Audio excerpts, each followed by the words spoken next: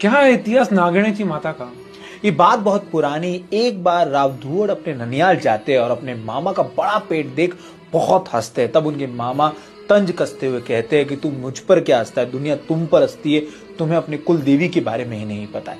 ये बात राव धुवड़ के दिल में लग जाती है और वह कुछ समय बाद एक जंगल में जाके बहुत तपस्या करते हैं और देवी को प्रसन्न करते हैं। देवी से पूछते हैं कि हे देवी, मेरी कुल देवी कौन है और कहाँ मुझे उनकी मूर्ति मिलेगी?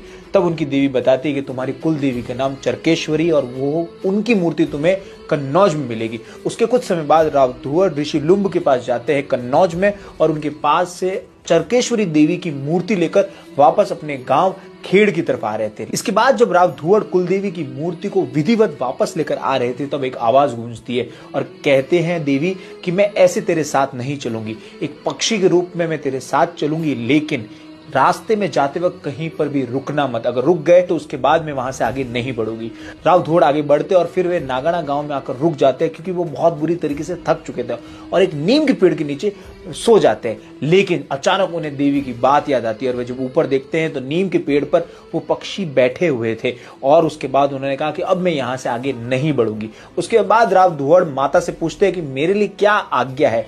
तब माता कहती है कि अगले दिन मैं जमीन में से आऊंगी, लेकिन एक बात का याद रखना कि कोई भी हाके नहीं। हाके का मतलब है कि गायों को चराते वक्त जिस तरीके से हाकते हैं तो ऐसी कोई भी ध्वनि नहीं आनी चाहिए। राव धुवड़ इस बात का ध्यान रखते हैं और अगले दिन एकदम से बिजली कड़कने लगती है और माता धरती में से प्रकट होने लगती है मूर्ति के स्वरूप में।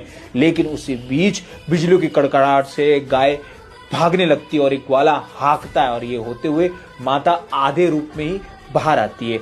और वहीं राव धुवड़ नागणा गांव में माता का मंदिर भव्य बनाते हैं और तब से ये राठौड़ वंश की कुल देवी है। नागणेची माता की जय हो।